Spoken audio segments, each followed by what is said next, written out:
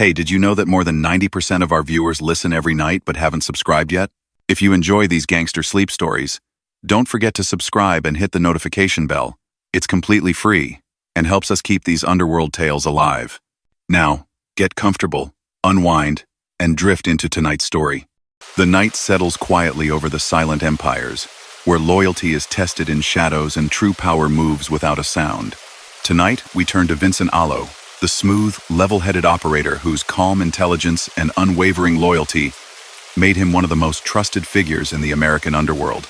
His influence didn't come from noise, it came from quiet strategy, patience, and the respect he earned behind closed doors. Before we begin, tap that like button. We're aiming for 100 likes tonight, and share your city and the time you're listening in the comments. Your support keeps these whispered stories alive in the stillness of the night.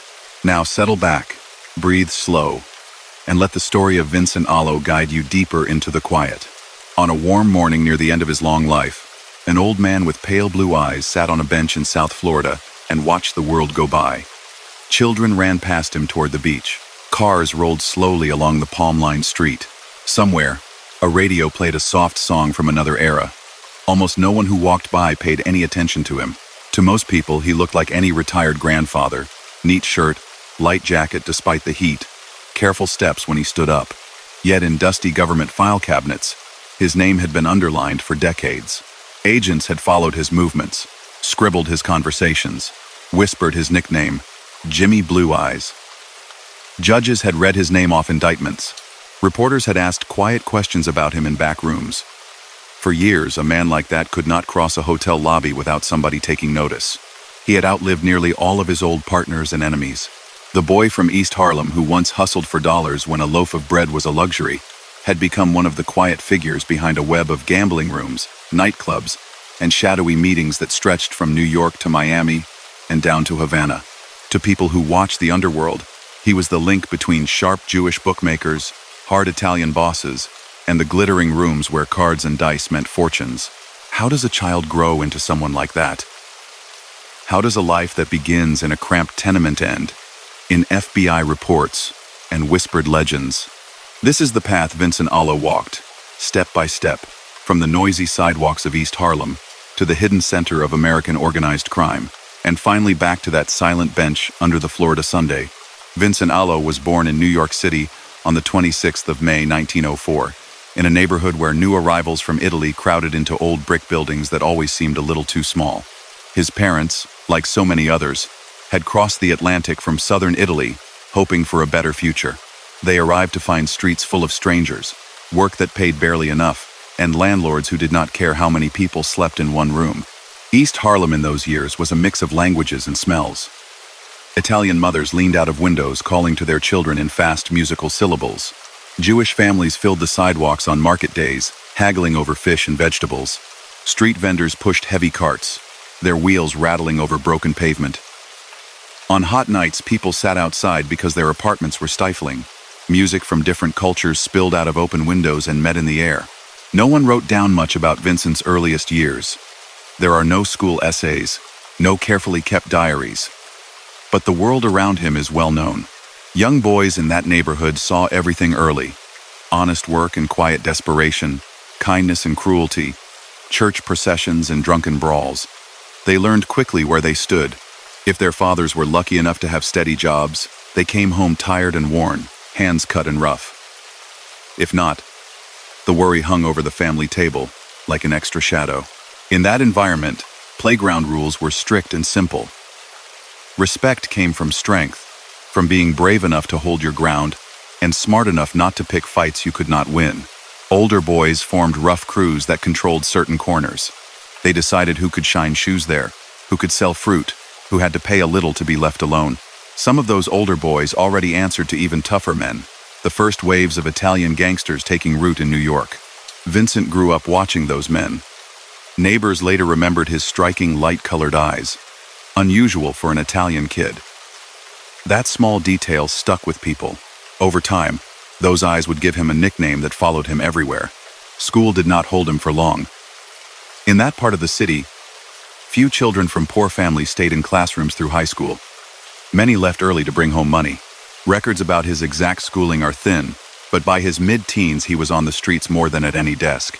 The world taught other subjects: who to trust, how to read a person's mood, ways to stay out of trouble, or, later, how to move through trouble without leaving too many marks. Around him, a new age of crime was starting. Prohibition, the nationwide ban on alcohol, would not officially begin until 1920. But the mood was changing even before that law took effect. Temperance groups preached against liquor. Politicians argued over it. Meanwhile, tavern owners and tough young men quietly prepared for the day when legal drink would disappear. They knew that, when that happened, those willing to break the rules could make more money than they had ever imagined.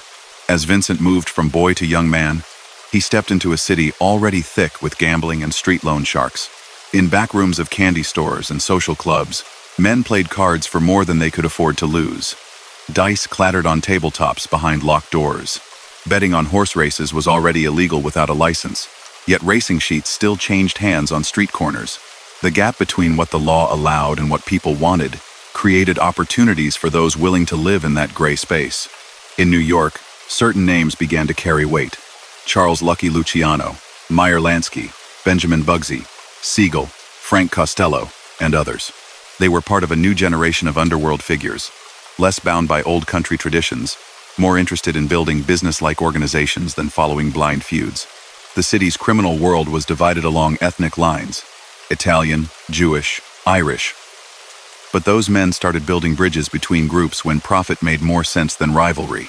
Vincent Alo moved in the edges of that circle. Law enforcement records, and later testimony, place him among young men connected to Lansky and his allies.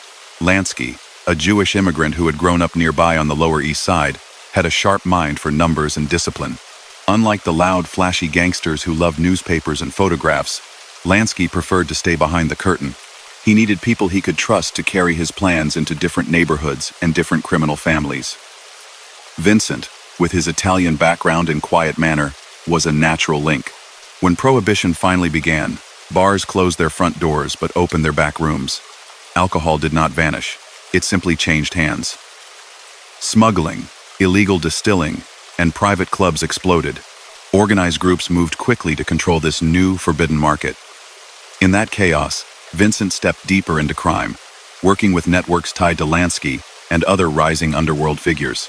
He did not become the kind of man who sprayed bullets on street corners. His talent, investigators would later say, lay in organization and connections.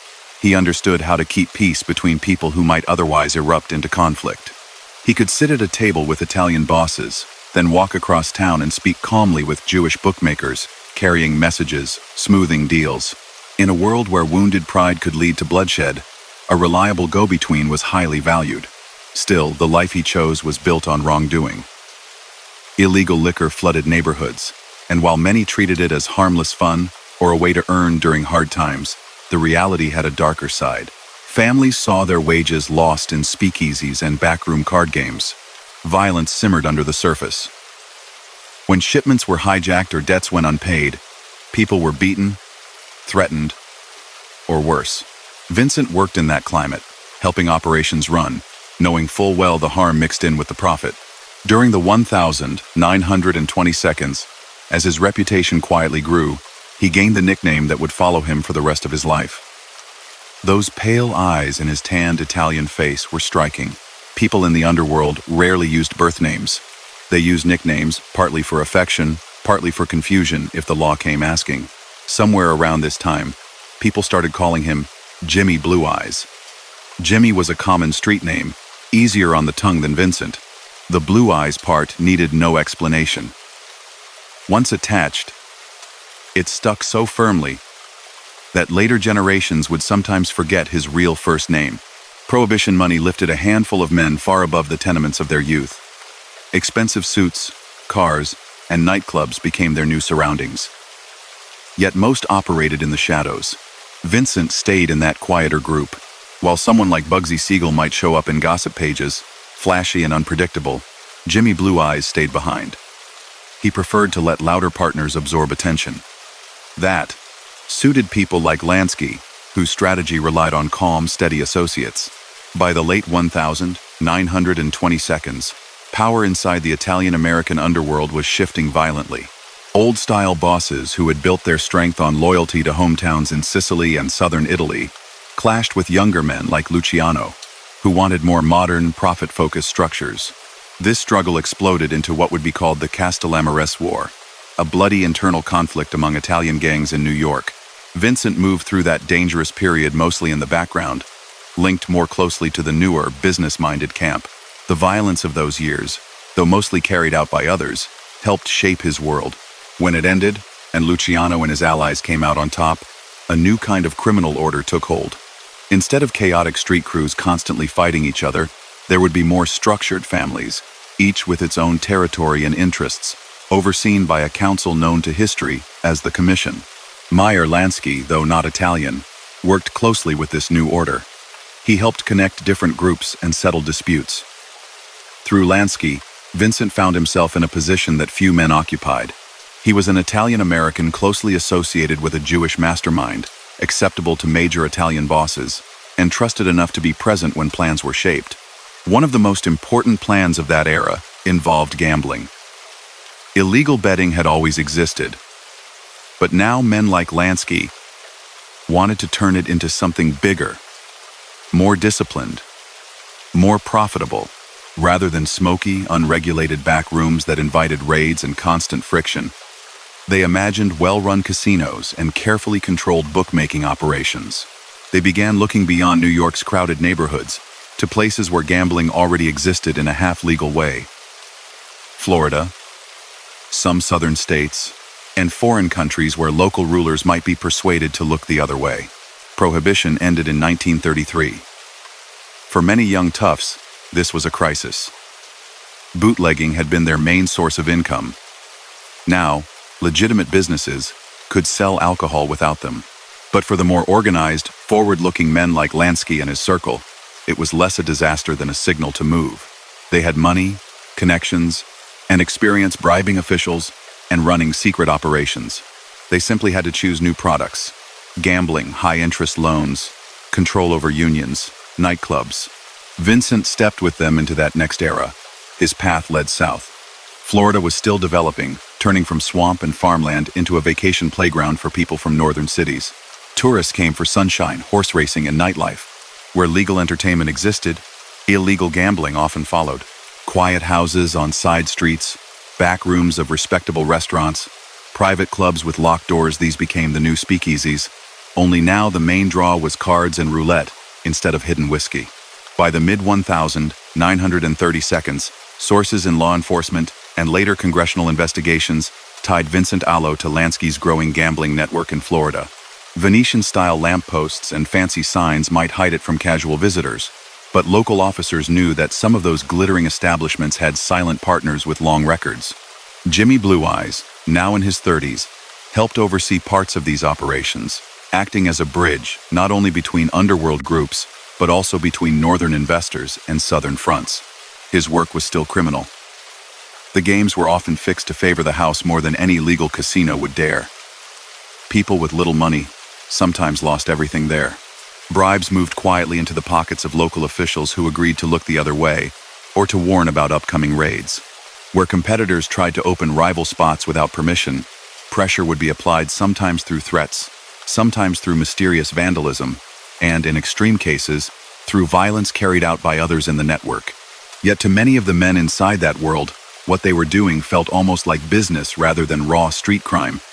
They wore suits, kept ledgers, talked about percentages and overhead. Vincent had moved a long way from the kid watching hustlers on East Harlem corners.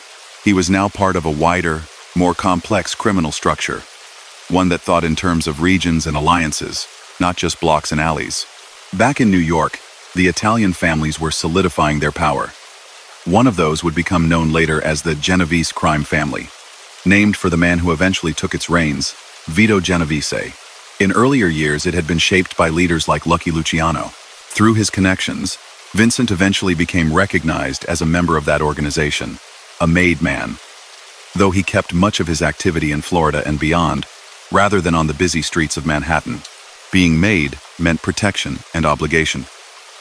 It also meant that his crimes, though often carried out far from New York, were part of a larger enterprise. When he helped run illegal casinos in Florida, when he coordinated investments in distant ventures. He was not just a free agent. He answered, however indirectly, to bosses whose word could not be ignored.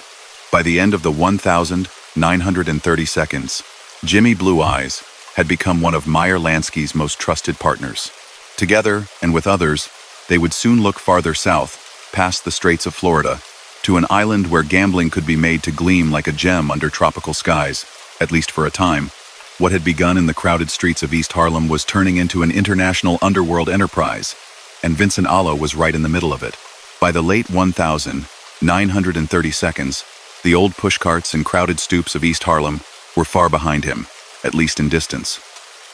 Warm nights in South Florida tasted different from summer evenings in New York. Salt from the ocean rode the breeze. Palm trees rattled gently where city sycamores would have creaked. The skyline was low, the pace more relaxed, but behind the calm surface, deals just as serious as any made in Manhattan were being struck in quiet rooms. Vincent Alo had not come south as a tourist. He arrived as part of a plan. Meyer Lansky saw Florida as a natural extension of the underworld map. Northern visitors brought money and an appetite for risk. The state's long history with horse racing and betting already blurred lines between legal and outlawed wagering. With the right people in place, that blur could be widened into a comfortable, profitable fog. For that, he needed someone who could be trusted to keep his head, who could speak easily with local officials and visiting bosses alike. He chose Jimmy Blue Eyes. In small storefront clubs and hidden rooms above restaurants, Alo helped build a chain of gambling spots that ran with surprising efficiency. On the surface, many of these places looked harmless. A bar with a back room, a social club with a locked door at the end of a hallway, a hotel lounge where certain tables were reserved for special guests. Behind those doors, however, cards turned, dice rolled, and roulette wheels spun long past midnight. Everything about these operations broke the law. Gambling licenses were ignored or faked. Payoffs were arranged quietly with policemen and municipal officials. Debt collectors made sure that large losers did not simply walk away. When a guest could not pay, pressure followed. Maybe a new mortgage arranged through friendly lenders at unreasonable terms. Maybe a demand for a stake in a small business instead of cash. It was extortion dressed in polite clothes. Alo rarely raised his voice. People who dealt with him later said he was calm, almost soft-spoken. That did not mean his requests were optional. In that world, a man like him did not need to threaten anyone directly. His reputation and the network behind him spoke loudly enough. If someone tried to cheat a game, refused to honor a debt, or opened a competing house without permission, word would reach him. From there, others were sent to solve the problem. Doors were visited late at night. Tires were slashed. Windows shattered. Occasionally, a stubborn rival found himself badly beaten in a dark corner by men whose faces he never saw clearly. Even then, Alo tried to keep bloodshed away from himself. He saw violence as bad for business. A noisy incident brought headlines and police chiefs who could not ignore public anger. He preferred warnings, subtle intimidation, and payoffs. Where some gangsters chased thrills, he cared about stability and cash flow. That, more than anything, kept him alive while so many hotheads around him ended up dead or behind bars. His link to the Genovese organization in New York grew stronger through these years. The family understood that Florida was not just a vacation spot, but a gold mine. They entrusted Alo with broad authority to represent their interests there. In effect, he became their captain on the southern front, running crews that controlled bookmakers, card rooms, and later even parts of the construction and nightclub trades. When money flowed back north, his name was on the ledger, even if only in code. Control over workers' unions also entered the picture. In various cities, mob-controlled locals could slow or speed up delivery of supplies, approve or block building projects, or call strikes. Through allies, Alo's circle influenced certain locals connected to hotels and service industries. That influence allowed them to steer contracts, demand labor peace payments from business owners, and skim money from benefit funds. These were crimes that did not look dramatic on the surface. They happened in paperwork, in envelopes passed quietly, in sweetheart contracts granted without honest bidding. But the amounts involved were huge. As successful as Florida became, Lansky and Alo were thinking beyond it. Across the water, only a brief flight or a short boat ride away, lay Cuba.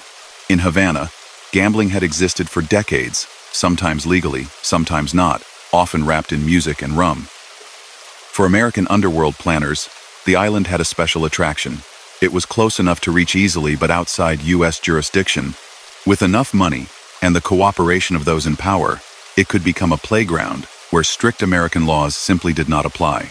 Sometime in the late 1932, Alo traveled there with Lansky and others to explore possibilities. The first time he stepped onto the Malecon, Havana's long seawall road, he saw a city alive deep into the night.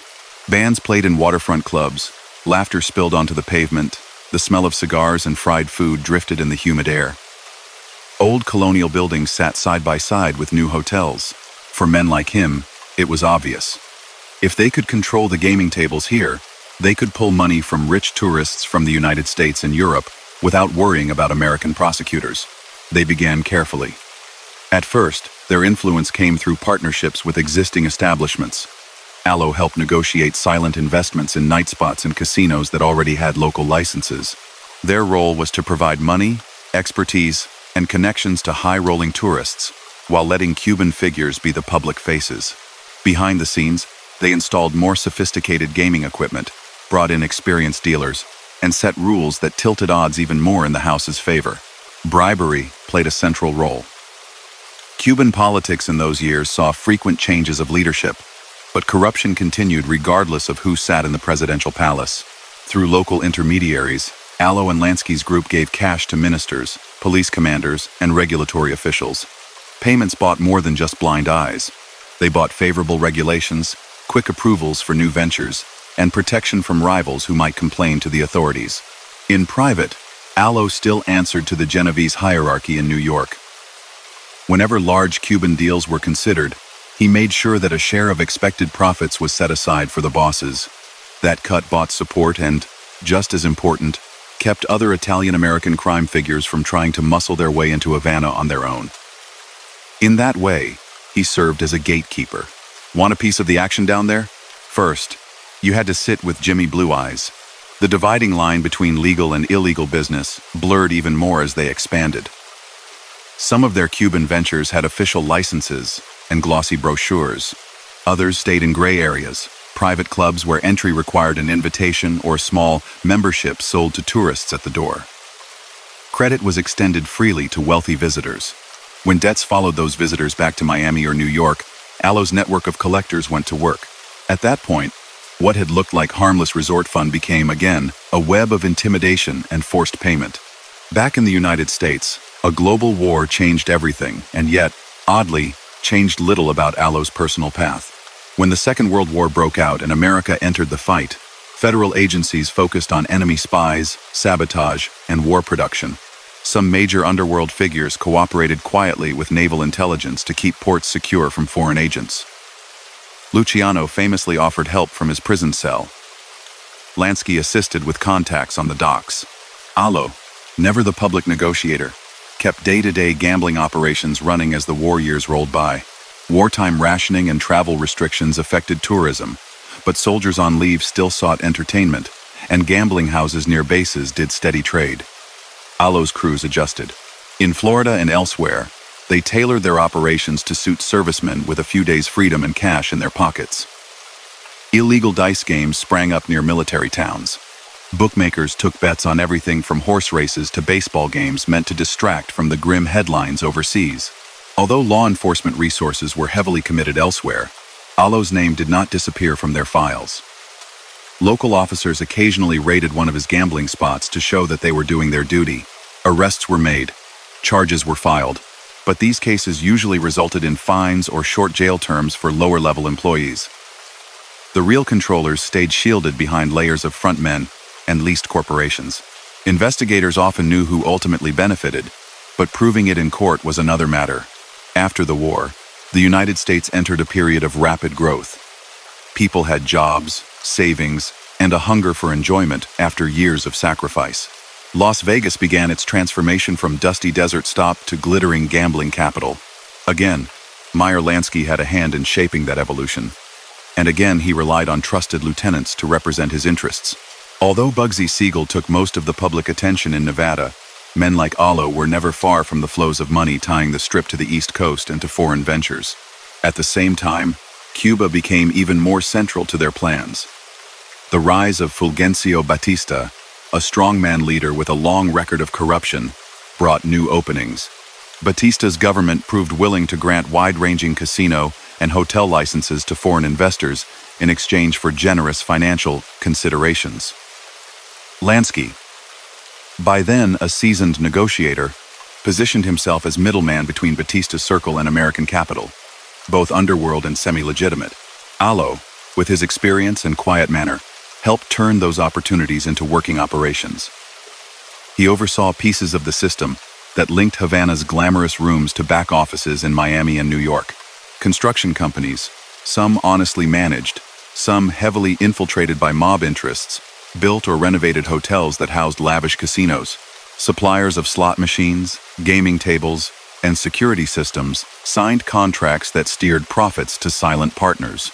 Cash that passed over casino cages each night was counted, skimmed, and moved out of the country through a mix of couriers, fake invoices, and foreign bank accounts. Through all of this, his basic criminal profile remained steady. He was a gambler and organizer who used illegal betting, extortion, union manipulation, and money laundering to build wealth and power. He did not rob banks or snatch jewels from armored trucks. His crimes were quieter and more systemic. The sort that bend economies and communities without always leaving a single dramatic headline. One gathering in the late 1940s showed just how far he had traveled from the boy on East Harlem streets. In 1946, a historic meeting of top underworld leaders took place in Havana, at a grand hotel overlooking the sea. Men who had once dodged truant officers now arrived in tailored suits, some flying in on chartered planes, others arriving on luxury liners. They came from New York, Chicago, Detroit, New Orleans, and beyond. Officially, they were tourists. Unofficially, they were there to divide territory, settle disputes, and plan for the future. Alo was among them, part of the trusted circle around Lansky and a representative of Genevieve's interests. In conference rooms and private suites, he listened as bosses argued over stakes in narcotics trafficking, gambling concessions, and control over unions and shipping. While some raised their voices, he remained the same calm presence, asking pointed questions, noting agreements, suggesting compromises when tempers flared. His value lay in that steadiness. Others might kill to defend wounded pride. He preferred compromises that kept the money moving. American agencies learned about that Havana meeting mostly after the fact.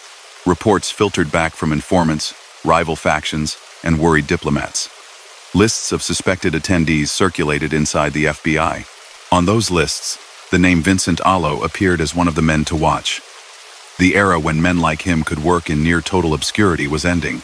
Still, on the ground, not much changed right away. Casinos continued to operate in Cuba. Gambling houses in Florida stayed busy.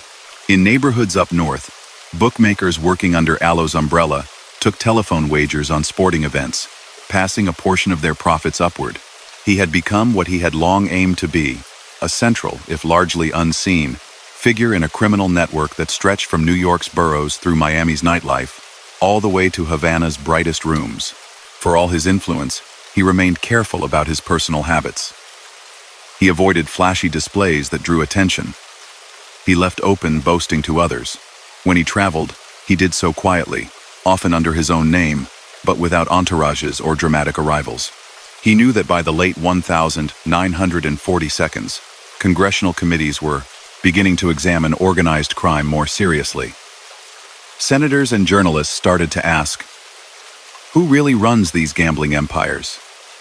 Who stands behind the smiling casino managers and nightclub hosts?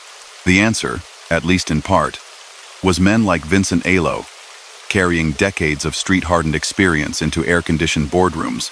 As America entered the 1950s, scrutiny of that secret world intensified. Cameras and subpoenas would soon follow the money he helped move. For the first time in his life, disappearing into the background would become harder than simply keeping his voice low and his suits neat. On a chilly evening in the winter of 1950, a television flickered in the corner of a modest living room in Miami Beach. On the screen, in black and white, senators sat beneath bright lights. their faces serious, papers stacked in front of them. One by one, witnesses shuffled to a microphone, raised their right hands, and either spoke too much or said almost nothing. The camera moved in close on a man from New York who tried to smile and failed. He squinted at the brightness and kept reaching for a glass of water. Across the bottom of the picture, a caption named him as a reputed gambling figure. Millions of Americans watched, spellbound. For the first time, the underworld they had only read about in headlines appeared night after night in their own homes. In another part of the city, Jimmy Blue Eyes watched too. Those hearings, led by Senator Estes K. Favre, were aimed straight at his world. The committee wanted to expose the reach of organized crime, gambling rackets, high-interest loan schemes, union corruption, and bribery of local officials in dozens of states. They called in sheriffs, mayors, bookmakers, casino operators, and anyone else whose name had turned up in investigations. They flashed mugshots of men who, until then, had lived comfortably in the shadows. Vincent Alo had spent his entire adult life avoiding public attention. Now men who did what he did were on national television, fidgeting and sweating under the glare. Some talked, some lied. Many invoked their Fifth Amendment right not to answer questions that might incriminate them. To ordinary families around the country, that phrase became a bitter joke. To the men in the crosshairs, it was a shield, thin but necessary. His own name appeared in committee files and on internal lists of figures of interest connected to gambling in Florida and Cuba. Local newspapers hinted that Miami housed important associates of nationally known racketeers. Reporters did not always print his name directly, but people in law enforcement knew who they were talking about. A few years later, when another round of hearings focused specifically on crime in Florida, he would be summoned and respond as carefully as anyone else in his position, identifying himself, giving the barest biographical details, then refusing to answer once questions turned to his associations and sources of income. The senators and state investigators wanted him to admit that he was part of a criminal organization, that he had overseen illegal gambling rooms and taken money from them. He would not. On paper, he was a businessman, sometimes a consultant. He let lawyers do most of the talking and treated every question as a trap. His refusals angered the committee members and frustrated viewers who wanted a confession. To him, staying silent was survival. Even without spectacular courtroom moments, the tide around him was changing. The televised hearings stirred public anger in many states. Governors who had looked the other way while illegal casinos thrived now felt pressure to act. In Florida, that meant a series of crackdowns on the carpet joints that had sprung up in Broward and Dade counties, the plush gambling houses that pretended to be simple nightclubs. Raids grew more frequent and more serious. Sheriffs who had once accepted quiet payments to ignore certain addresses found themselves under investigation. Some lost their positions. Others, feeling the heat, demanded more money for greater risk or cut off relationships altogether. For Alo, this meant headaches and adjustments. Doors that had stayed open for years suddenly shut. A club he had helped finance outside of Miami changed hands after a particularly public raid that ended with stacks of chips and roulette wheels shown off to news photographers like captured weapons. Yet he did not leave. South Florida had become too important a piece of the map. Instead, he adjusted, as he had so many times before. Some operations were pushed further into the shadows. Private games in quiet houses instead of large halls. Booking operations moved to telephone banks and back offices instead of noisy rooms with rows of betting slips. Frontmen were changed out more often. New layers of ownership were added to businesses to make it harder for investigators to trace real control. Cuba remained his brightest hope. There, in the 1,950 seconds, the underworld's vision finally came fully to life. As American tourists poured into Havana on weekend trips, new hotels and casinos rose to welcome them. The Hotel Nacional, the Riviera, the Capri, the Havana Hilton buildings with big names and bigger ambitions either housed gaming rooms or sat near ones, run by trusted associates. Their lobbies gleamed with marble and brass. Showrooms featured dancers, singers, and comedians imported from the United States. Out front, uniformed doormen smiled. Inside, men like Alo counted the money. His role was not as a public manager with his name on any sign. Instead, he took part in planning, financing, and supervising. When a new project was discussed, a casino to be built onto a luxury hotel, or a license to be obtained from a government ministry, he was one of the people who sat at the table. He helped decide how much they could afford to pay Cuban officials, which New York and Miami investors would be allowed to buy in, and how nightly cash would be handled, so that everyone from Batista's circle to Genevieve's leadership received their cut. Cuban gambling law at that time allowed casinos under certain conditions, but the way the deals were done would never have passed honest scrutiny in any clean system. Bribes were agreed upon in private meetings. Profits were underreported to tax authorities. False invoices were used to justify moving funds offshore. Partners on paper were sometimes relatives or trusted friends, not the true decision-makers. That web of concealment was a crime in itself. Long before American visitors saw the inside of a Havana casino, debt collectors and enforcers linked to Alo's circle had been put in place. If a wealthy tourist ran up a large tab and decided to leave it behind when he flew back to New York or Miami, reminders followed. Sometimes they came as polite letters, couched in the language of business. Other times they arrived as uninvited guests at an office or home, speaking in calm tones about obligations. Behind those mild words, the possibility of more serious consequences hung unspoken. In this way, a vacation marker became a chain that could pull money, property, or favors from a person long after the plane landed. Not all of Alo's work centered on gambling tables. With the influx of U.S. cash into Cuban construction and entertainment, new chances for skimming and rigging contracts appeared. Companies tied to him and his partners landed jobs supplying building materials, machines, and services. Inflated invoices and padded budgets quietly diverted small percentages of huge projects into hidden accounts. It was theft from investors and, in many cases, from Cuban citizens whose government obligations were already heavy. But the practice was covered by enough paperwork to look legitimate at a glance. Back home, U.S. agencies were paying closer attention. FBI memos and Treasury Department reports from that period show growing concern over how much American money connected to organized crime was flowing through Havana. His name, underlined, appears in some of those documents as a close associate of Meyer Lansky and as a reputed leader in the Genovese family's Florida interests. When informants described meetings at hotel suites in Havana or Miami Beach, they often included him among those present, describing him as calm, neatly dressed, and clearly respected. As the 1,950 seconds advanced, more formal attempts were made to bring him into court. State prosecutors in Florida and federal attorneys in New York and Washington cooperated, sharing intelligence.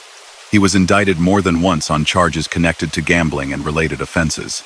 In some cases, prosecutors alleged that he had taken part in conspiracies to evade state gaming laws, bribed officials, or hid income from tax collectors. Sometimes the charges stuck for a while. Sometimes they crumbled under the weight of skilled defense lawyers and uncooperative witnesses. On one occasion, investigators managed to place listening devices in the back rooms of a Florida club suspected of being under his influence. They hoped to capture him giving direct orders about payoffs or rigging games. Hours of tape were collected, croupiers joking, waiters complaining, mid-level managers talking about the day's take. His voice appeared only a handful of times, usually speaking in short phrases, asking simple questions, never fully spelling out anything that a jury, listening months later, could seize upon as a clear admission of crime. For the prosecutors, those recordings were a frustrating reminder that the man they wanted most rarely said more than he had to. When he did face convictions, the penalties were often limited. Short prison terms, suspended sentences, fines. He served time, but never long enough for rivals to push him completely aside. In some stretches behind bars, he kept his head down, reading, exercising, writing occasional letters through approved channels. Guards noted that he caused no trouble. To them, he looked like any middle-aged man adjusting to confinement. To detectives following his story, each release seemed to mark a return to the same old networks, tighter now because the careless and unlucky had been weeded out. In 1957, an event in upstate New York shook the entire structure of American organized crime and sent more waves in his direction. Dozens of bosses and captains from across the country gathered at a secluded estate near the town of Appalachian, intending to discuss business in private, as they had done many times before in other places. This time, local law enforcement noticed the sudden arrival of out-of-state cars and, suspicious, moved in. The meeting scattered into the woods. Photographs of well-dressed men being led through muddy fields ended up in newspapers nationwide. His name was not on the list of confirmed attendees. There is no solid evidence that he was present that day, but the message of Appalachian reached him clearly. Secrecy was no longer a simple matter of choosing a quiet location. Law enforcement, emboldened by the Kefauver hearings and armed with new information, knew they were dealing with a national network, not just scattered gangs. People around him felt the shock. Some were arrested there, and later faced deportation proceedings or long investigations. Travel became riskier. Gathering large groups of high-ranking figures in one room grew far more difficult. Through all these disruptions, his partnership with Lansky remained steady. They adapted by meeting in smaller groups, often in hotels or apartments, where they believed their conversations would remain unobserved. Havana, for a while, served as a haven for such contacts. The island's political leadership allowed them space, so long as the cash kept flowing. Then, toward the end of the decade, the ground shifted in Cuba. An armed movement, led by Fidel Castro and others, advanced from the countryside toward Havana, promising to topple Batista and end corruption. For years, the rebels had little direct impact on the casino world. Even as skirmishes took place in rural areas, tourists still flew in, bands still played, cards still turned beneath sparkling chandeliers. Alo and his associates watched the political news with concern but continued counting the night's intake. As the rebel forces grew stronger in 1958, signs became harder to ignore. Some wealthy Cubans started moving money abroad. Foreign investors began asking quiet questions about what might happen if Batista fell. In private, Alo and other American owners considered their options. They had lived through political changes in the United States and in smaller Latin American countries before, usually finding ways to reach deals with whoever ended up in charge. Many assumed that, if Castro succeeded, he would eventually make arrangements to keep the tourist trade alive. They underestimated how different the new rulers would be. In January 1959, Batista fled the country. Castro's forces entered Havana to cheers from the streets. At first, the new government hesitated to shut down the casinos entirely. Some saw them as a source of foreign currency that could be taxed and used for social programs. For a few tense months, Havana's gaming rooms stuttered along, opening and closing, waiting for a clear policy. American figures like Alo sensed danger. Some quietly sent for cash reserves stored in vaults. Others arranged to sell stakes to local partners in hopes of salvaging something. By the end of that year, the posture had hardened. The revolutionary leadership labeled the casinos symbols of foreign exploitation and domestic corruption. Soldiers entered some establishments and ordered tables closed. Slot machines were smashed in public displays. Licenses were canceled. The dream of a permanent, safe, offshore gambling empire, at least in Cuba, was over. For Jimmy Blue Eyes, this was both a financial and strategic blow. Years of careful planning, building contacts, and nurturing partnerships vanished almost overnight. Revenue streams that had fed not only his accounts but also those of the Genovese family and Lansky's other allies dried up. Yet he did what he had always done when a door slammed. He looked for another. Some of his circle turned their attention to the Bahamas and other Caribbean islands, places where local authorities could still be persuaded to welcome foreign capital and look kindly on gaming ventures. Others tightened their grip on Las Vegas, Atlantic City, and the many hidden betting operations that remained scattered through American cities. Alo himself leaned more heavily again on Florida, where, despite increased policing, illegal gambling and loan sharking still had strong roots. He was no longer young. By the early 1960s, he was in his late 50s, his once slim frame a little heavier, his face lined. But his light eyes were unchanged, and his mind remained sharp. He knew the players, the schemes, the loopholes. He also knew that law enforcement's patience with him personally was wearing thin. Files with his name on them had grown thick in multiple agencies. Detectives who had been young men when they first heard of him were now veterans, determined to see him answer for what they viewed as a lifetime of wrongdoing. More subpoenas came, more questioning under oath, in courthouses and hearing rooms in Florida and New York. Each time, he walked in dressed like any respectable businessman, gave his date of birth, acknowledged his addresses, and declined to venture further. Each invocation of the Fifth Amendment earned him headlines and scorn from officials, but it also kept him, for the most part, out of prison cells. The story of his life was now tightly bound to that chess game between the underworld and the law.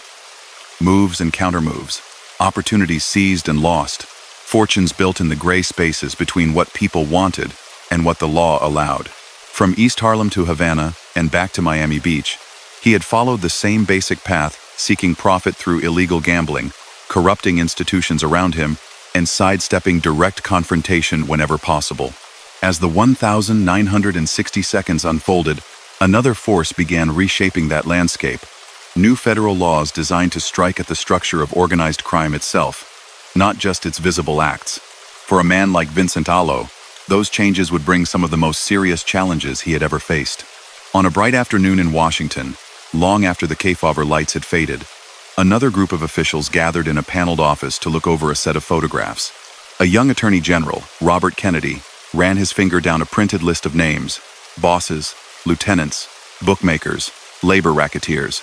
The Justice Department was building a new kind of campaign, one that would not be satisfied with grabbing a few gamblers off the street. They wanted the people who made whole systems of crime possible. Somewhere in that stack of files was a folder marked with the name Vincent Alo.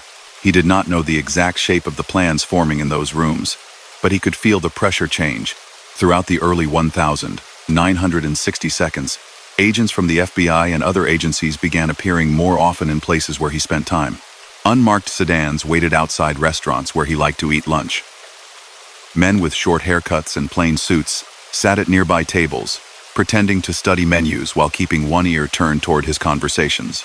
Every few weeks, someone he knew would murmur, "They were by my place again, asking about you." The government gave this effort a formal nickname: the Top Hoodlum Program. In every major city, the FBI created a list of the underworld figures they considered most important. Alo's long career, his reputation as a senior member of the Genovese organization, and his close connection to Meyer Lansky ensured that his name appeared high on Florida's list. Agents were instructed to monitor where he lived, who he met, which businesses he visited, and which bank accounts might be tied to him. For years, he had relied on the idea that if he did not put his name on anything and spoke carefully, the law could never quite get its hands around his role. Now that idea was less secure. Wiretaps, hidden microphones, and a growing network of informants meant that he had to assume almost any conversation might be overheard. Any associate might someday talk. Still, he did not simply step away. By that time, the web he helped manage in Florida was extensive. Illegal betting on sports and horse races flowed through hidden wire rooms, where telephone operators took wagers from bars and barbershops around the region. People who controlled those call centers reported up to him or to men he had appointed.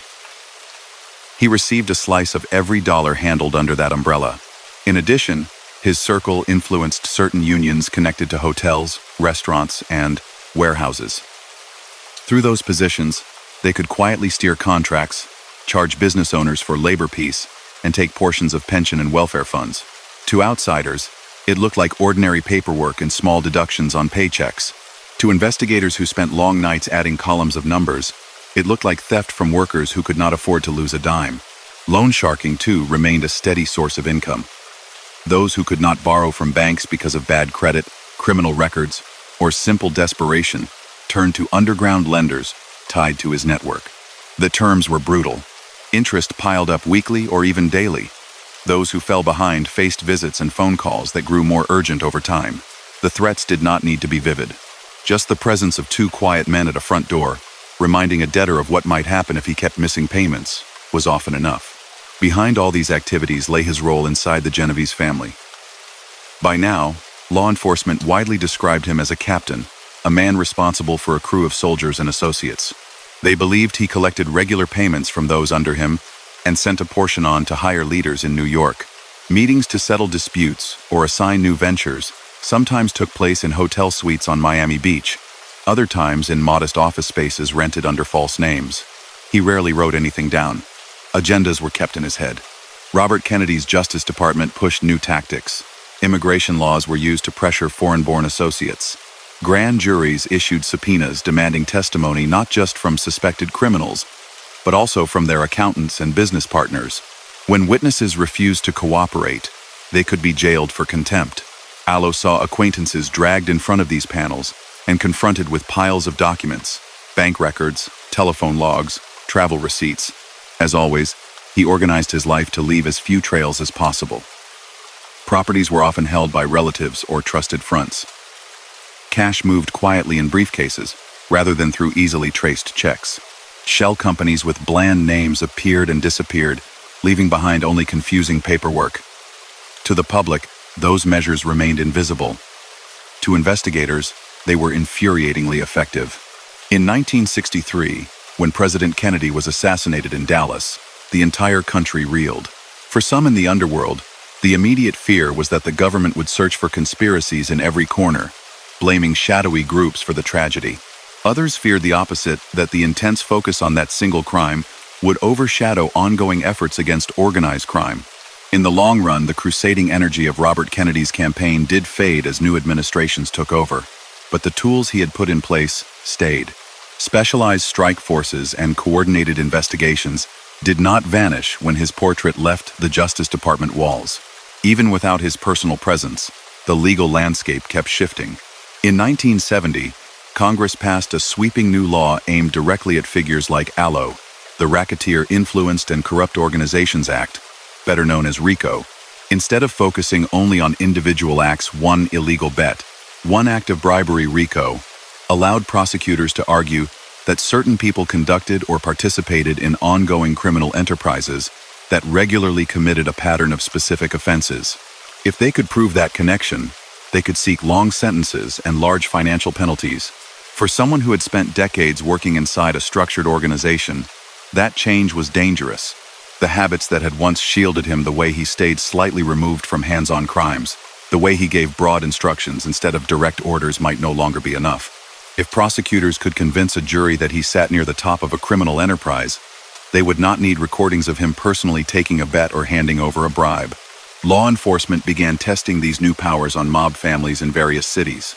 Major RICO cases in the 1,970 seconds and 1,980 seconds targeted bosses, underbosses, and captains, including leading figures in the Genovese organization.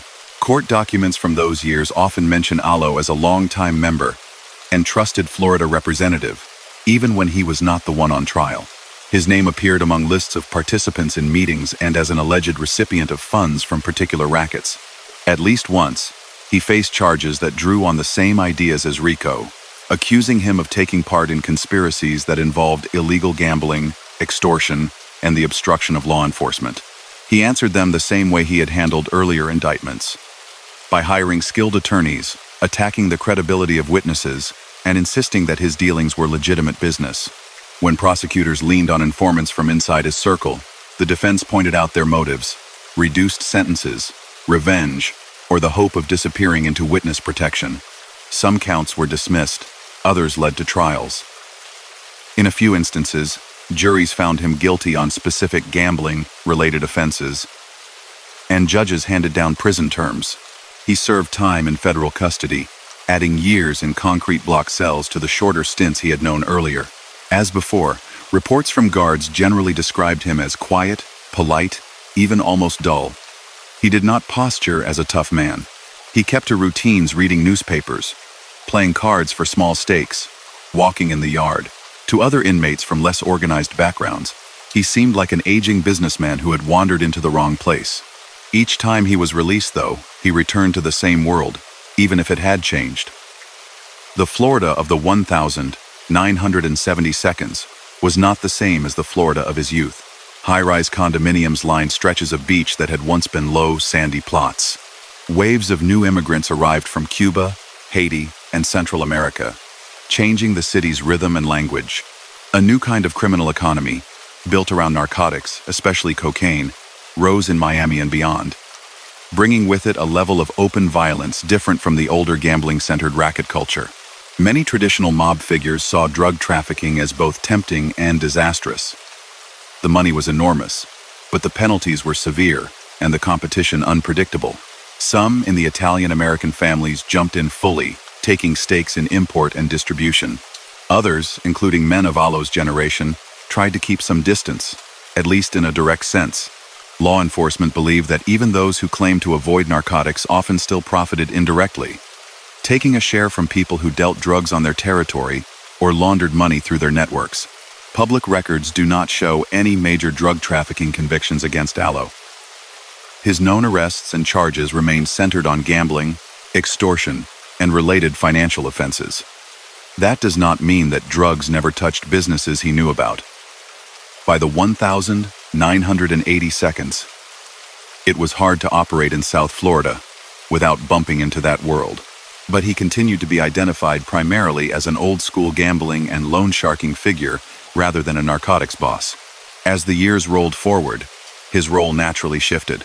Younger men took on risky day-to-day tasks, collecting debts from stubborn borrowers, overseeing hidden card rooms, dealing with disputes in night spots. Alo spent more time in restaurants, quiet offices, and his own home. He became, in effect, a senior advisor. People still sought his approval for major moves involving Genevieve's interests in Florida and elsewhere. His experience gave him the ability to spot traps and opportunities that less seasoned figures might miss. Agents watching from a distance noticed the change too. Reports from the 1,980 seconds describe him as older, somewhat frail at times, but still attending occasional gatherings with other known mob members. Surveillance teams took note when he appeared at small celebrations, funerals, and private dinners, important occasions in a world where business often blended with family and ritual. Each appearance was marked down, cross-referenced with the presence of others, and fed into ongoing investigations. The federal government, now comfortable using RICO, brought its most sweeping cases during those years. In New York, the famous commission trial in the mid-1,980 seconds targeted the top leadership of several major families, accusing them of running a joint ruling council that oversaw a range of criminal enterprises. The Genovese family's front boss at the time, Anthony "Fat Tony" Salerno, was among those convicted and sentenced to long prison terms. Court testimony and taped conversations in that case mentioned Florida operations as part of the broader network. While Alo was not a defendant in that particular trial, he could read the signs. The old assumption that the very top leaders might escape serious punishment, while only lower members rotated in and out of jail, was no longer safe. Whole structures were being cut down at once. Some longtime associates entered witness protection, turning their backs on the code of silence that had anchored their world when he was a young man on East Harlem corners. He lived through it by staying, once again, as quiet as possible. Prosecutors would have welcomed his cooperation, but he never publicly turned. There is no record of him sitting in a witness chair, pointing at former friends, or explaining in detail how money flowed. Whatever he knew about the inner workings of past decades stayed, for the most part, inside his own mind. As his age climbed into the 70s and 80s, time did what law enforcement had been unable to accomplish. His health, once robust enough to handle long nights and travel, began to fail. Walking grew slower. Flights to New York became less frequent. The man who had once helped shape a continent-spanning casino network now spent more hours sitting on balconies, watching the same sun set over the same stretch of coastline he had long ago claimed as his base. Even in those quiet years, his history followed him. Reporters occasionally sought him out, hoping for comments about famous associates like Lansky, who had died in 1983, or about the decline of the old families. He rarely gave them anything useful. A soft shrug, a brief phrase like, "That was a long time ago," and the conversation ended. Younger law enforcement officers, who knew his name mostly from old case files and training lectures, sometimes marveled that he was still alive and at liberty after so many decades of suspected high-level involvement. Behind the legend, though, lay a very real trail of damage.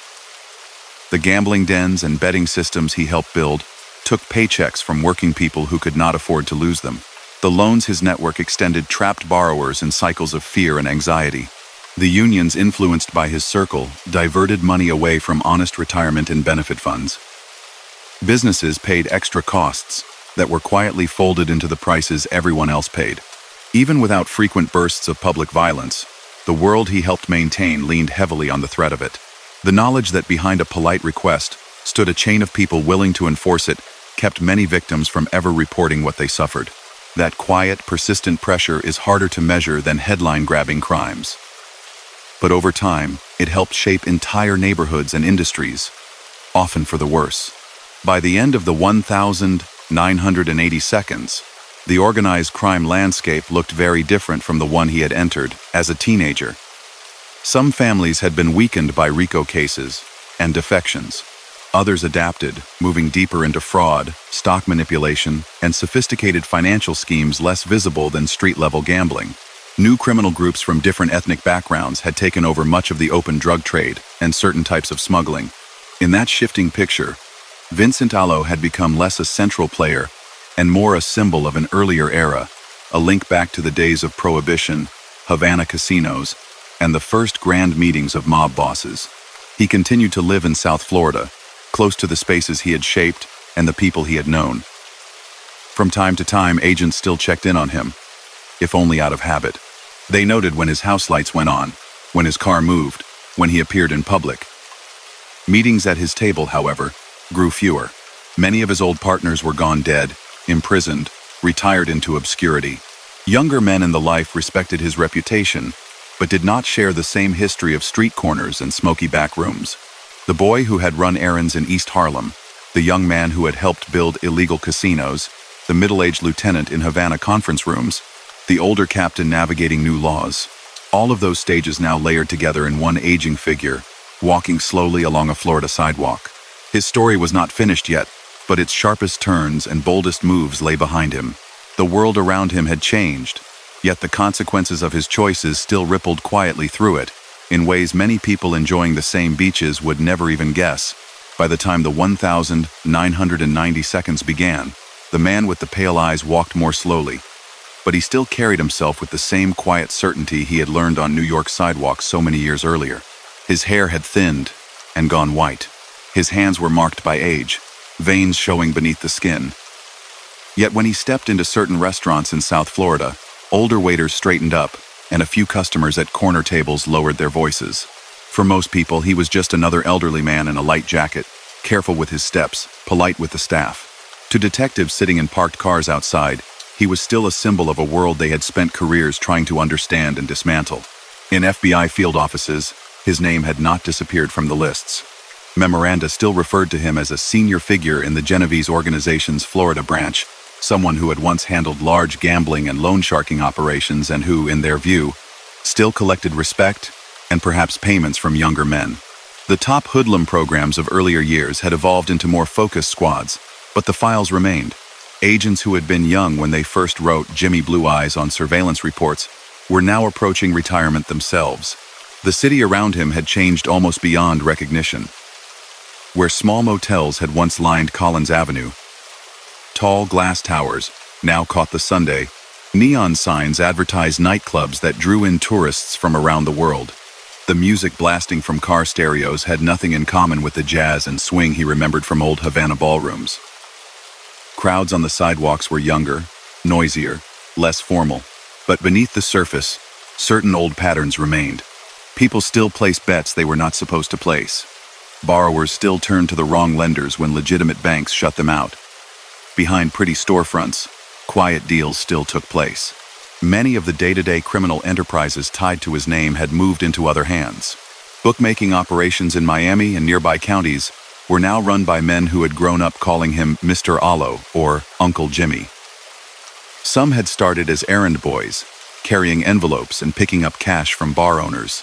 Over time, they had built their own lines of customers: bartenders who collected bets from regulars, small-time agents who worked office buildings, drivers who ferried wagers to hidden rooms where everything was recorded and balanced. Those hidden rooms no longer relied on noisy teletypes and paper sheets pinned to walls. By the 1,990 seconds, they used telephones, fax machines, and eventually early computers to track lines and payouts. But the basic pattern had hardly changed since his youth. People bet on sports, horses, cards, anything with a score or a turn. The house always made sure that the odds favored it slightly, and through that small edge, the money accumulated. Investigators believed that a portion of that money still flowed upward, following older lines of loyalty. An agent might send a weekly report noting that a particular bookmaker, long associated with the Genovese family, had been seen visiting Alo's home or meeting him at a coffee shop. No one recorded what was said, but the timing just after football season, for example, was enough for them to guess that collections were being settled. Alongside gambling, other rackets continued. Some of the unions that had been influenced by his circle decades earlier now moved under the guidance of different names. But the structure felt similar. Corrupt officials steered contracts toward companies that quietly kicked back a share. Pension funds were invested in shady ventures that paid advisors generous fees while offering little long-term safety for the workers whose paychecks fed them. It was theft by paper and pen rather than gun, but it left real harm behind. There were also legitimate-looking businesses that bore the fingerprints of his world. Small construction firms that always seemed to win bids for certain kinds of municipal work. Trucking companies that controlled particular routes and warehouses. Restaurant supply outfits that served half a city's nightlife. In many cases, their day-to-day operations were legal, but investigators suspected that behind the scenes, their profits were trimmed by silent partners linked to old mob families, with Alo's name occasionally appearing in confidential notes attached to those suspicions. Yet as the new decade advanced, he moved less often in those circles in any direct way. Age forced changes that even hard habit could not overcome. Long nights in smoky rooms turned into early dinners and quieter evenings at home. The trips to New York that had once been as routine as train rides slowed to a trickle. Doctor's appointments filled spots on his calendar that once might have gone to meetings. Whatever private family life he had maintained through those years stayed mostly out of public view. Unlike some flashier figures, he had never paraded relatives in front of cameras or allowed journalists into his home. Neighbors in certain quiet neighborhoods knew him as the older gentleman who greeted them politely in elevators or in the lobby, who tipped the doorman well, who dressed neatly even for a short walk. Only a few knew that law enforcement still considered him an important historical figure from a darker layer of the city's past. From time to time, he still saw faces from that past. Men who had managed to stay free visited him for coffee. Sometimes they sat on shaded patios, talking in low voices about simple topics, sports, scores, mutual acquaintances' health, small errands. Most of their old adventures were left unspoken, hanging in the air like ghosts they had agreed not to disturb. Younger visitors sometimes came along, introduced with brief, careful words. He helps around the office. He does a little business with us. Whether those phrases covered legal ventures, illegal ones, or a mix, only the people at the table really knew. On at least one occasion in those later years, he was still named in legal proceedings that grew from long investigations into Florida-based members of the Genovese family. Government papers described him as a longtime captain and noted his close past association with Meyer Lansky and with earlier bosses in New York. The prosecutor's aim was partly practical, tying together decades of history to show that the organization in question was not a loose group of street criminals, but a structured network and partly symbolic. By putting names like his into official documents, they underlined the continuity of the system they were trying to dismantle. For Alo himself, these mentions brought renewed scrutiny, but not the kind of sweeping conviction that some of his peers in other states faced. A combination of age, health issues, and the difficulty of finding direct evidence against him personally in current activities made prosecutors cautious. Juries might feel reluctant to send a very old man to prison on heavily circumstantial cases, especially when the acts being discussed stretched back into an era that now felt like distant history. That distance, however, did not erase responsibility. The criminal network he had helped build in Florida and beyond had not vanished simply because skyscrapers had grown around it. It had adapted, learning to use new tools and to hide within more complex business structures. Even men who never met him directly could trace some part of their profits, their methods, and their dangers back to paths he had laid down decades earlier. In quiet moments, sitting alone by a window with the blinds half drawn, he must have felt the weight of time. He had outlived not only Meyer Lansky and most of the bosses from his middle years, but also many of the policemen and federal agents who had chased him. Names that had once filled headlines were now mentioned only in history books and specialized documentaries. The Havana casinos he had helped organize were shells or repurposed buildings, their gaming tables long gone. Pictures from that era, when they surfaced, showed sharply dressed men and women smiling beside fountains and chandeliers, with no hint of the hidden ownership and pressure that had lurked just off camera. If he flipped through television channels late at night, He could find dramatizations of lives not so different from his own films and series about mobsters in sharp suits, coded meetings, and elaborate schemes. Actors tried to capture the way men like him spoke and walked. Writers built plots around betrayals and bloodshed. Some viewers thrilled to the stories, forgetting for a while that behind the drama, real victims had lived through fear, loss, and decades of quiet exploitation. The real man had never behaved like those fictional gangsters who slammed fists on tables and shouted threats. His style was closer to a soft voice on a phone line, a short phrase in a restaurant booth, a nod that settled an argument. That calm surface could feel almost comforting to people who wanted to believe they were engaged in business rather than crime. But the results were still the same. Debts enforced by fear, unions bent away from honest service, gambling operations that separated too many people from the last of their savings. In law enforcement training sessions around the country, instructors used his story as a lesson. They told young agents about the kid from East Harlem, who had moved from street-level schemes into international ventures, about the way he had bridged ethnic lines in a time when many gangs stayed separate, about his ability to survive for nearly a century in a dangerous world without ever embracing the spotlight. They pointed out how long-term, patient investigations were needed to even begin to penetrate such structures, and how those structures could endure even as their leaders aged and died. Meanwhile, at sidewalk cafes and small parks, he blended into the background of Florida's older population. Retirees gathered to play cards or dominoes in the shade. Some argued about politics or grandchildren's careers. A few might have recognized his face from old newspaper clippings or from a cousin's whispered story. Many more only knew him as that man with the light eyes who always seemed to know the staff by name and who tipped with worn bills folded precisely. The difference between how he looked to strangers and how he appeared in yellowing case files could not have been sharper. In those files, he was a central figure in a vast underworld organization, a man whose decisions had shifted millions of dollars and affected countless lives. On the street, he was part of the unremarkable, slow-moving current of people who had come to Florida to spend their last years under a warm Sunday. His own end was approaching. He was born in 1904. By the late 1992, he was well into his 90s, a rare age for anyone. Rarer still for someone who had spent a lifetime one step away from prison or worse. That longevity did not come from good deeds but from a certain way of operating. Avoiding personal brawls, steering clear of drugs, keeping his name off official documents, choosing partners carefully, and knowing when to step back from visible roles. In those last years, his health issues grew more serious. There were hospital stays, long tests, quiet conversations in sterile rooms. Whatever strength had once allowed him to move confidently between New York, Miami, and Havana had faded. He no longer traveled in anything but memory. The men and women who came to see him sometimes had to speak up, repeating sentences so he could catch them. The world he had helped construct continued without needing his active hand.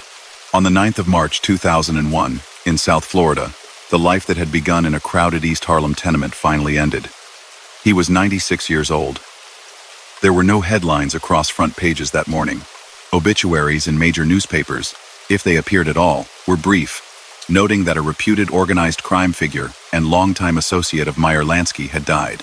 They mentioned his nickname, his alleged rank in the Genovese family, his ties to gambling and union racketeering, his decades under investigation. Then they moved on. For most residents of the city where he spent his last years, that day passed like any other. People went to work, hurried children to school, sat in traffic on sun-baked highways. Few paused to consider that a man whose hands had helped shape some of the darker currents of 20th century American life had taken his last breath a short drive away. Yet in the thick folders stored in archives and agency basements, his story remained. Reports, transcripts, photographs, surveillance logs, and financial charts still bore his name. They told, in dry official language, of raids on gambling rooms, subpoenas refused, coded conversations behind hotel doors.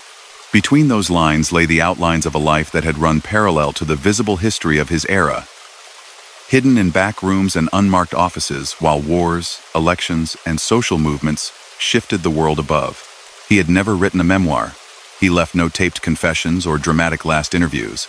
The closest thing to his own voice in the record were short, guarded statements made under oath, often followed by the same phrase indicating his refusal to incriminate himself. Everything else must be reconstructed from the fragments others left behind. Police accounts, informant stories, financial traces. Taken together, they reveal not a glamorous outlaw, but a methodical organizer of long-running criminal enterprises. From illegal card games in Florida to glittering casinos in Havana, from quiet pressure on union offices to careful alliances with powerful bosses, Vincent "Jimmy Blue Eyes" Alo built and maintained systems designed to extract money from people who rarely understood the forces acting on them. He did it with calm manners and a light voice, preferring arrangements to open conflict. That preference bought him a lifetime of freedom, but it did not soften the impact of what he helped create. His death closed one personal story, but the world he had touched did not vanish with him. The habits, roots, and networks he helped establish continued to echo in new forms. And for those who study how organized crime weaves itself into the fabric of ordinary life, his long journey from crowded immigrant streets to quiet Florida sidewalks remains a cautionary path to examine, step by careful step. Years after he died, people still opened dusty folders and found his name staring back at them in careful type. In some rooms, it was FBI agents doing research for new training courses.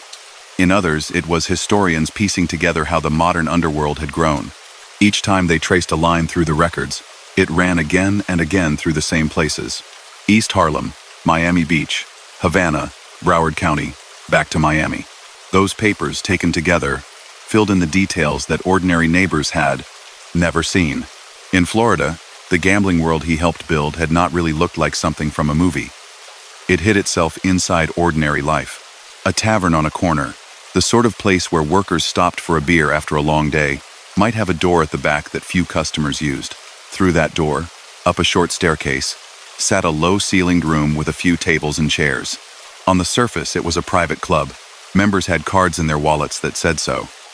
But the real sign of membership was simply that you knew the room existed and were trusted enough to be allowed inside. There, a man with a notebook and a telephone took wagers on horse races and ball games. A chalkboard on the wall listed odds, erased and written again as results came in from tracks and stadiums around the country. Money changed hands in cash. Nothing was written with real names. People signed with nicknames or numbers. To the state government, no such business existed. To the men who ran it for Alo and his associates, it was as steady as any factory. Another sort of place, just off a main highway, looked like a restaurant that had seen better days. A faded sign, a half-full parking lot, a narrow bar inside. But if you came late enough and knew who to ask, you might be shown into a back area where the furniture changed. Here were card tables and a roulette wheel, green felt laid smooth, a dealer in a clean shirt, a woman serving drinks without ever writing an order down. The games there ran until dawn. When someone lost more than he could pay that night, a marker was written, not on formal stationery but in a simple pad, with initials and amounts only. Those markers fed another part of his world. The loan business did not advertise. People heard about it through bartenders, small-time bookmakers, or a cousin who knew someone. When a man or woman reached the point where the bank would not extend another line of credit, or when they had bills they were ashamed to admit to family, the word "a friend" would be offered. That friend might meet them in a coffee shop. The offer sounded simple. Cash in hand, no forms, no questions about employment. Only later did the cost become clear. Interest might be set as a weekly percentage that seemed small 5 or 10 points until it piled on top of itself. Someone who borrowed $1,000 and could not keep up with the payments soon owed far more than he had ever received. When he struggled, a man would appear, speaking quietly about responsibility. Maybe he would suggest selling a car or some jewelry to make things right. If that did not work, visits became less friendly. Nobody needed to raise a hand. The unspoken knowledge of what could happen, based on stories everyone had heard, usually did the work. Alo did not personally knock on doors or sit in those back rooms. His role was higher and broader. But the people who did those tasks were tied to him by long chains of obligation. They paid him a share because they worked in territory his network controlled, and because he had helped them start. The money collected from frightened debtors did not stop with the men at street level. It flowed upward, moving through envelopes, coded ledgers, and finally through the hands of older figures like him who rarely wrote their own names on anything. Union racketeering added another layer. Hotels and restaurants in Miami, Fort Lauderdale, and along the coast depended on armies of workers, bellhops, cleaners, waiters, cooks, drivers. Many belonged to unions that promised better pay and protection from unfair treatment. In theory, those organizations were run by officers elected by the workers. In practice, some of them fell under the influence of men in Alo's circle. It did not always happen through open threats. Sometimes it was a matter of supporting a particular slate of candidates for union office, quietly providing them with cash, printing, cars, or other help in exchange for future promises. Once those candidates took charge, they might steer contracts for laundry, security, or maintenance to companies that were, on paper, independent businesses, but, in reality, answered to the same criminal network. On large jobs, a small consulting fee or administrative cost could be built into every invoice. Over time, those bits added up to serious money. Pension and health funds offered even more temptation. Contributions taken from each paycheck built large pools of cash meant to support workers in illness and old age. Controlling those investments gave someone the power to direct millions. Honest managers might choose safe, low-risk options. Crooked ones, pushed by outside influences, might select shaky ventures that paid high commissions to intermediaries while putting the workers' future at risk. In some cases, loans from those funds went to projects owned or controlled by mob-tied businessmen who had no real intention of paying them back in full. Government reports that looked into these issues in later years often mentioned Alo not as the one signing the checks, but as a person who influenced or benefited from these arrangements in Florida. Witnesses, afraid or hoping to save themselves, described how union officials and underworld figures met in restaurants or private homes to divide power and profits. His name, sometimes altered or blurred by accents, still appeared clearly enough. Meanwhile, the roots of his long partnership with Meyer Lansky could be seen in more than just names on paper. Where Lansky tended to focus on numbers, strategy, and the movement of capital, Alo handled a great deal of the human side in certain regions. He knew which local politicians would talk, which law enforcement officers might accept envelopes for looking the other way, which businessmen could be trusted to serve as fronts. When Lansky considered taking a stake in a new club or casino in Florida, he often relied on Alo to check the ground. If Alo said a location was too exposed, too close to a stubborn sheriff, or already quietly claimed by another family, it could be dropped before money was wasted. In Cuba, witnesses later recalled seeing the two men together in elegant hotel lobbies, their styles complementary. Lansky, small and sharp-eyed, often looked like an accountant or businessman. Alo, taller, with his pale eyes and measured movements, seemed more like a cautious executive. Their conversations, kept low, turned around percentages, licensing, and the cost of keeping officials satisfied. Rarely did they raise their voices or say anything that a nearby stranger could interpret as openly criminal. Yet behind those bland phrases, they were deciding how much pressure to apply to a reluctant partner, or how to divide profits from a new gaming room. They also played roles as mediators. The criminal world, like any other, was full of disputes. A bookmaker from Tampa might feel that a Miami group had taken some of his best clients. A club owner in Havana might argue that New York investors were taking too big a share of a project he had risked his license to secure. Left alone, such arguments could grow into open conflict, and perhaps bloodshed. Men like Alo stepped in to prevent that. He often met with both sides separately, listening more than he spoke. He would ask calm questions. Who brought in which partners? How long had the arrangement run? What promises had actually been made? Then, in a short meeting at a neutral location, he might set terms both had to accept: a division of territory, a new split of profits, a timeline for paying back disputed sums. If someone rejected his solution, they understood they were not just disagreeing with one man, but with the larger structure standing behind him.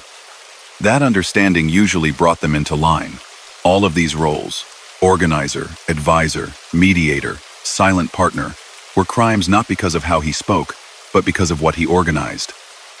Gambling was illegal in many places he operated.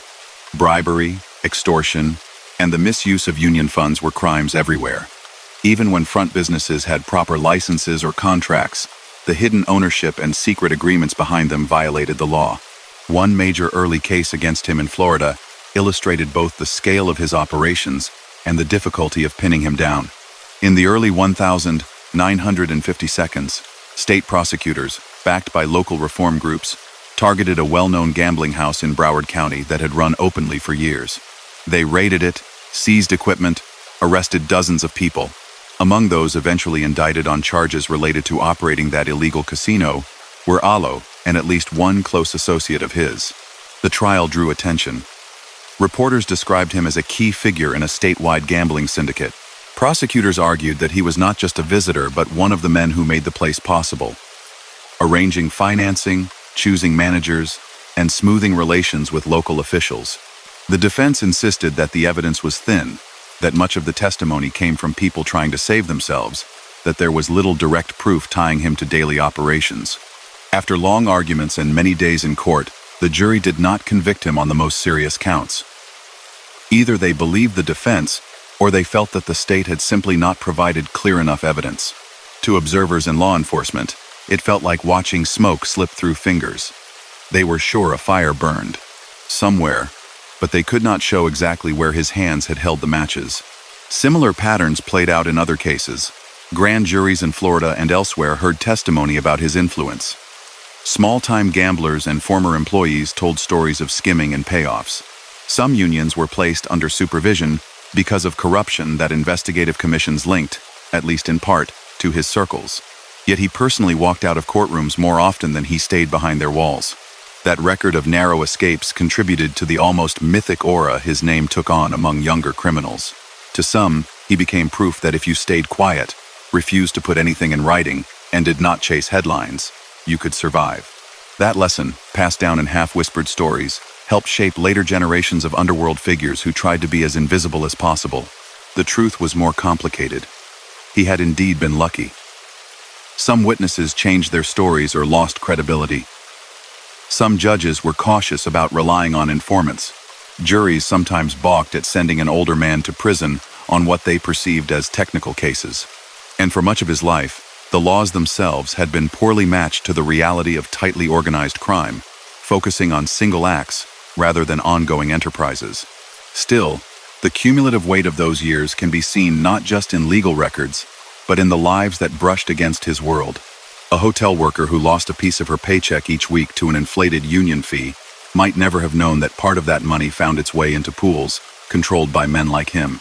A small business owner, forced to pay extra to a supplier with mob ties or risk trucks not arriving on time, might only have known that it's better not to ask questions. A gambler who lost repeatedly at a rigged table, and then signed a marker he could never truly afford, probably never glimpsed the higher-level meetings where the casino's skim was counted. For the people looking back after his death, those hidden connections became clearer through patterns. Where did the money from that illegal casino go? Why did certain companies win such a high share of certain kinds of contracts? Why did certain neighborhoods see a constant drip of quiet pressure and fear linked to loans, gambling debts, or labor disputes? Again and again, the trail circled toward the same few names. Vincent "Jimmy Blue Eyes" Alo was one of them. Today, when researchers file requests for old FBI documents and receive pages with heavy black lines where informants' names once stood, his appears in the remaining text often enough to leave little doubt about his central position. In memoranda, agents described him as a key figure in the Lansky syndicate, a captain in the Genovese family, a major influence in South Florida gambling, and similar phrases. They might have disagreed about the exact size of his fortune or which particular operation he controlled closely at any given time, but they agreed that removing him would have shaken a wide stretch of the underworld. That never fully happened. Time, rather than an officer with handcuffs, ultimately took him away. But the crimes that crisscrossed his adult years, from small rigs of card games to elaborate corruption of union offices and government officials, left a lasting imprint. He had lived a life in which almost every deal, every handshake agreement, balanced on the edge of the law, and too often crossed it on purpose. The boy who once watched tough older kids control East Harlem corners had grown into the man whose decisions could affect the fates of workers, tourists, small business owners, and gamblers across states and even across an ocean.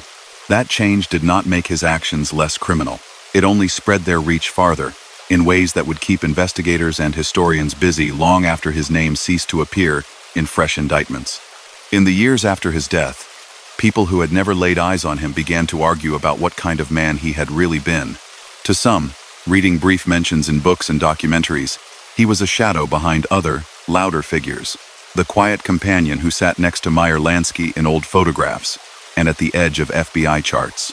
To others, especially those who had grown up in South Florida, hearing stories from older relatives, he was almost a myth, the man with the pale eyes who never raised his voice and somehow outlasted everyone around him. The legends blurred details. Some said he had been the true power behind Lansky. Others insisted he had simply followed. Some imagined that he had left a secret fortune hidden in foreign banks. Others believed that years of legal bills and seizures had eaten most of his wealth by the time he passed. The truth, to the extent that it could be pieced together, lay not in rumors but in the dry lines of official papers. Federal files sketched his path in formal language. Early memoranda from the 1,940 seconds and 1,950 seconds listed him as associate of Meyer Lansky, believed involved in large-scale illegal gambling operations in New York and Florida. Later reports referred to him as a captain in the Genovese family, with authority over bookmaking, loan sharking, and union racketeering in Dade and Broward counties. Attachments detailed arrests, known meetings, and the names of front companies that investigators believed were tied to him. On some pages, informant statements tried to color his personality. One described him as very calm, never excited, speaks in low voice. Another called him dangerous, because he seems reasonable, but what he says must be done. A third said simply, nobody around here crosses Jimmy Blue Eyes. Even now that he's old, you just don't. Those informants were not neutral observers. Many had their own crimes to answer for, and hoped that cooperation would win them lighter sentences or new lives in distant places. But their descriptions of how he moved and spoke matched what law enforcement officers had seen for decades. A man who rarely made a scene, who preferred subtle reminders to shouted threats, and who leaned on reputation far more than on open displays of force. There were no official records explaining exactly when people started calling him Jimmy Blue Eyes, but the nickname showed up increasingly often in reports as the years went by. Agents who had never met him in person still used it in conversations, as if the long, formal Vincent Alo belonged to paper while the street name described the living man. It held a hint of familiarity and unease, the way one might speak about a storm that had passed through many times. Historians trying to understand his role looked at more than just his own file. They traced the web around him, Lansky's evolution from Lower East Side street gambler to global organizer, the rise of the Genovese family from New York neighborhoods to quiet influence in multiple states, the way Italian and Jewish underworld groups, once separate, learned to cooperate when profit demanded it. Through that network, Alo appeared again and again at critical connections. In Havana, he was part of the bridge between embarrassed American corporations, which did not want to be seen working directly with a corrupt regime, and the Cuban officials hungry for foreign money. He helped turn vague agreements into working deals, arranging silent partnerships where mob-linked investors held real power, but stayed off the official records. He took what he had learned in Florida about hiding ownership and applied it to a far more international stage. In Florida itself, he stood as the human link between New York's long-standing families and the rapidly growing tourist economy. When hotel chains and developers arrived, looking to build big projects quickly, they often encountered obstacles, stubborn zoning boards, unions with their own agendas, local suppliers who felt pushed aside. Men from Alo's world saw those obstacles as opportunities. They stepped in, offering to ease tensions, line up workers, speed approvals, all for a price. Whether dealing with a small diner owner terrified of strikes or a wealthy group trying to raise a high-rise, the pattern was similar. He and his circle positioned themselves as problem solvers, while quietly becoming part of the problem. People who met him only once often remembered how unthreatening he appeared. A retired Miami detective, interviewed years after leaving the force, recalled serving a subpoena at a restaurant where Alo was having lunch. Expecting hostility, the detective instead found a polite older man who set down his fork, listened carefully, accepted the document with a nod, and returned to his meal. "You'd think he was a retired banker," the detective said much later. "If I didn't know who he was, I'd have held the door open for him and thought nothing of it." That mild exterior helped shield him. Juries confronted with such a man well-dressed, soft-spoken, sometimes walking with a cane, often struggled to match him with the image of a powerful criminal that prosecutors tried to paint. Defense attorneys knew this and leaned into it, reminding jurors of the gap between dramatic words like syndicate and enterprise and the quiet figure sitting before them. When evidence was complicated, when charts and transcripts piled up without a single, simple, shocking act to point to, doubt found room to grow. Yet, the real measure of such a life is not found in a single dramatic act. It lies in accumulation. Every illegal casino he helped open took in more than it paid out, not simply through luck but through a tilted structure. While the games might not have been crudely rigged in every case, the odds were always arranged, so the house profited in the long run. That margin was not just numbers on a ledger. It represented rent money, grocery money, savings that players had hoped to build. And when losses mounted, some of those people stepped directly into his loan-sharking net, turning financial trouble into a grinding, long-term burden. Every union office bent to his circle's influence shifted a little bit away from serving its members honestly. Maybe a contract for food services at a hotel went to a company that overcharged because the difference would be split with shadowy partners. Maybe a pension fund was pushed into a risky real estate scheme controlled by out-of-town investors with mob ties. Those decisions did not cause newspaper-friendly crises overnight, but over years they shortened retirements, delayed medical care, and left workers less secure when companies closed or downsized. Every city inspector or police officer who took his money instead of doing a full job sent a message that rules could be bought.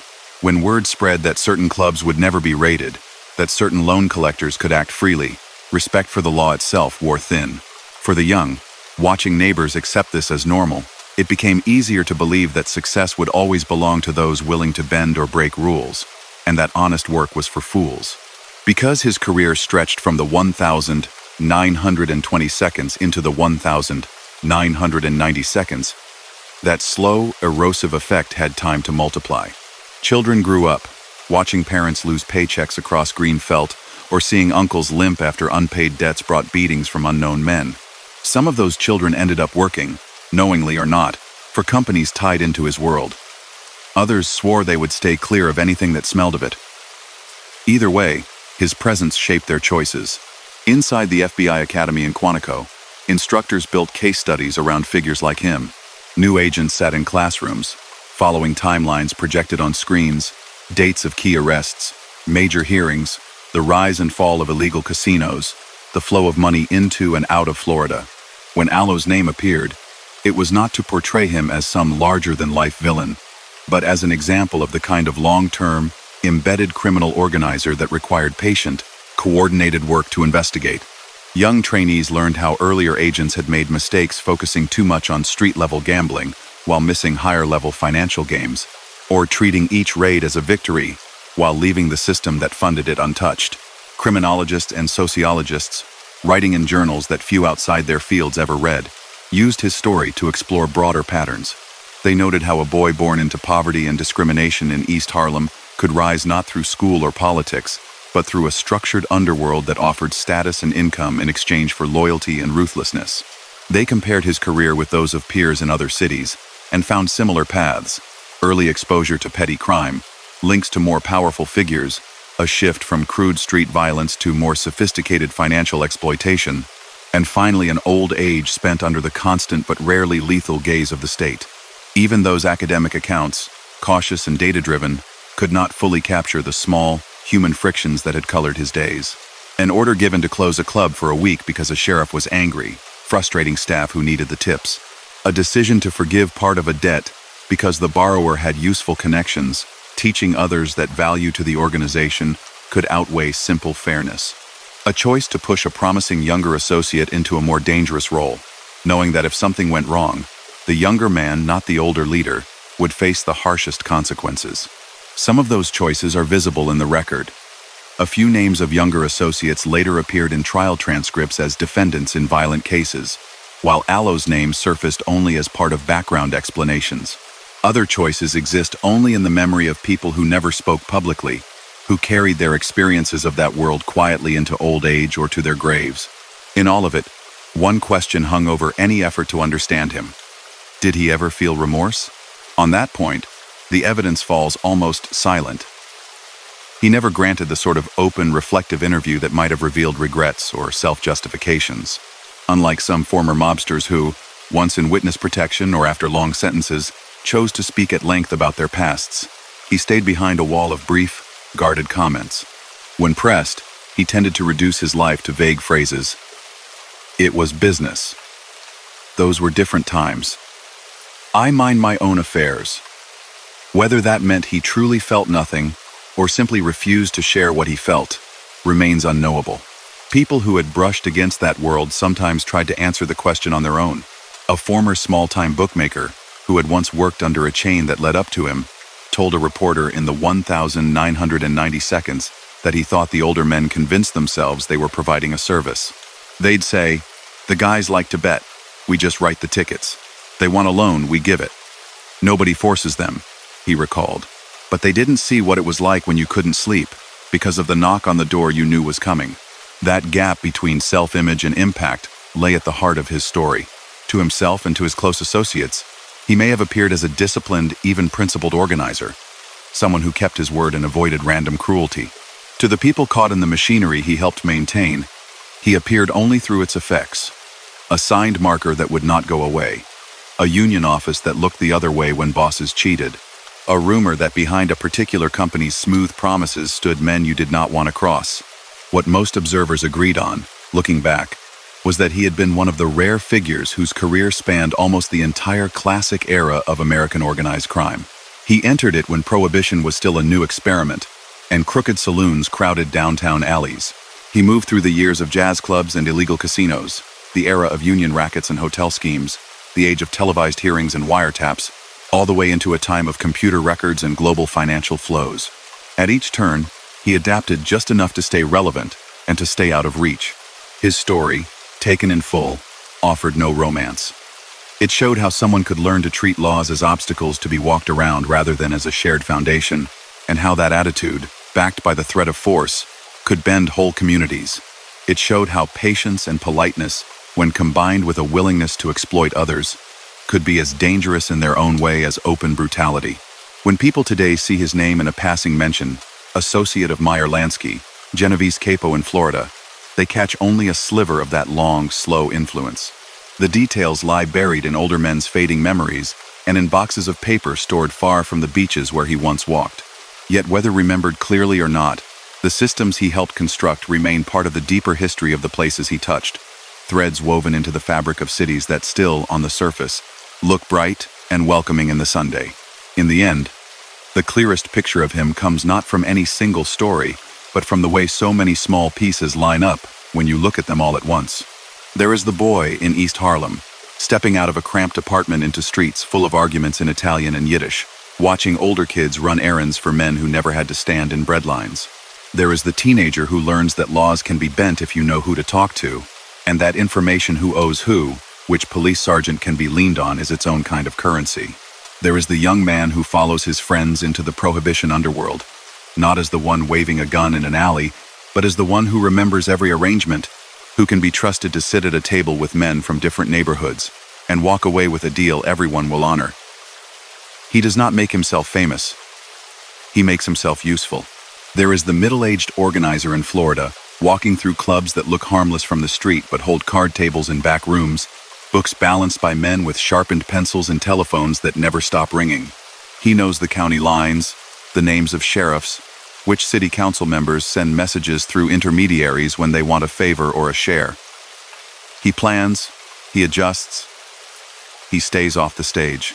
There is the man in a suit in Havana, nodding to officials in polished hallways, stepping into suites that smell of strong coffee and cigar smoke, listening while casino operators talk about nightly takes and skims.